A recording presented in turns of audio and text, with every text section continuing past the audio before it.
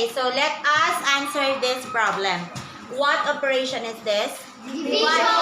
Okay, this is division. So, rule in division, make the divisor into its reciprocal. Kinsa may divisor ani? 2/3 or 1/4? 1/4. This is your divisor. Therefore, mo ni imong i-reciprocal. When we say reciprocal, baliktaron or ibaylo si denominator ni numerator. Second rule is, pag humani mo reciprocal ani, himuon nimo og multiplication ang operation. Therefore, mahimo na siya bag-ong dagway. Mahimo na siyang times. Kaning 4, mahimong okay, mahimo siyang numerator, ang 1 mahimong denominator. So, ang 1/4 nga imong divisor, imong gi-reciprocate or gi-reciprocal. Baylo ang numerator sa denominator. Pag magbaylo, ilisan ang division o multiplication sign. Nasabtan? Oh, so proceed na ta sa multiplication. Diba ang multiplication, diretso na ta o times sa unsa? Sa numerator o sa denominator. Nasabtan? Nasabtan wala? Nasabtan. Therefore, you have to multiply 2 times 4 equals 8. 3 times 1 equals 3. Final answer? No. Kay nga nung dili man ang final answer. Okay, very good. Kay improper man na siya. Kinahanglan nato siya himuon og mixed fraction. So karon, unsaon paghimo natong mixed fraction ana niya? Pasudlan si 8 og 3. Pila ka book mo sulod na 3? Okay, duha. Pila man ang duha ka 3? 6. Sila bilin ni 8. 2. So imo isulat dira ang 2 Over 3. Nasabtan? Yes. Klaro ra? Yes. Term na ba ni? Yes. Okay, very good. Hilabtan ba ni nato? Kanang i-divide? Dili. Okay. Okay, let us have this kind of problem. What do you see in this problem? You have whole number 5 and then you have a proper fraction. Unsa ganito kung whole number, automatic na denominator nga? 1. Therefore, na kay 1 din ha. Ay, Diyos ko, ay sa. Okay? Again, na kay denominator nga 1 sa whole number. Bisag unsa pa na nga whole number, automatic na ay 1 na denominator. And look at the operation. What operation is this? Division. Makadivide ba ta diretso? No. Unsay first rule gani? Turn the divisor into its reciprocal. So, ang 3/4 mahimong? Ang 3/4 mahimong? Okay. 4/3. Mo ni iyang reciprocal. Kapihon ang 5/1. Ang division mahimong? 9. Maka-times na ta? Okay. 5 times 4? 20. 1 times 3? Final answer? No. Ay nga, no?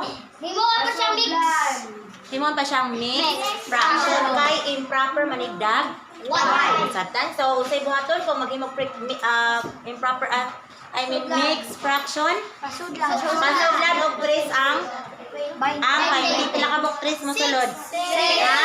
Okay, 6 ka buok 3. Pila man ang 6 ka buok 3? 18. Pila yung sobra sa 20? 2. So, therefore, 2 imong sobra on? 3 ang 3. Final answer? Yes. Nasabtan? Okay, very good. Okay, let us solve this kind of problem. Division of mixed fraction. So, kita ka nga na ay mix? Yes. Kani mix? Yes. Hinaya ra kay mabulta. Okay? And then you have division.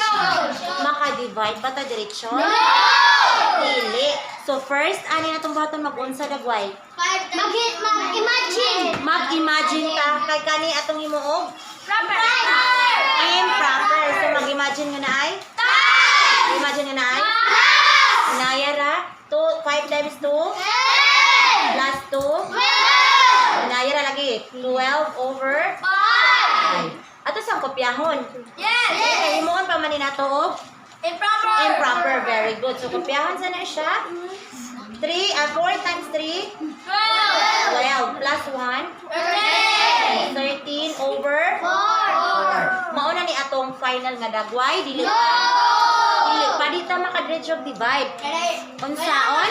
Kailangan pa siyang Mag-LCD ta ani? Kailangan pa siyang i-reciprocal. Ang unsa may atong reciprocal, si dividend or si divisor?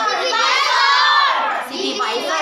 Kaning divisor imong i-reciprocal meaning atong ibaylo si denominator og si numerator. Kaning 4 na nas taas, si 30 na nas dayon kopyahon ning dividend nga 12 over 5. Ang divide or ang division sign mahimo ng kay nga naman siyang times kay imo namang gibalik-ad ang divisor. Nasabtan? Okay, makat-solve na bataan na? Okay, yes. 12 times 4. 48. Okay, it's 40 over 13 times 5. 65. Okay, very good. 60. Mo ni iyang dagway. Pangutanan na aba ni siya'y GCF? Wala. So, final Answer. nasabtan? Sabtan.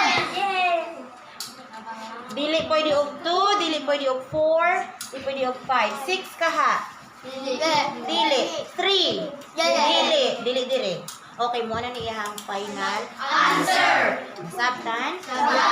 Ikan ani mo na mo. Pangutan na. Wala na? Sure nga nasabtan? Okay, first rule, reciprocal. Kung pareha silang proper.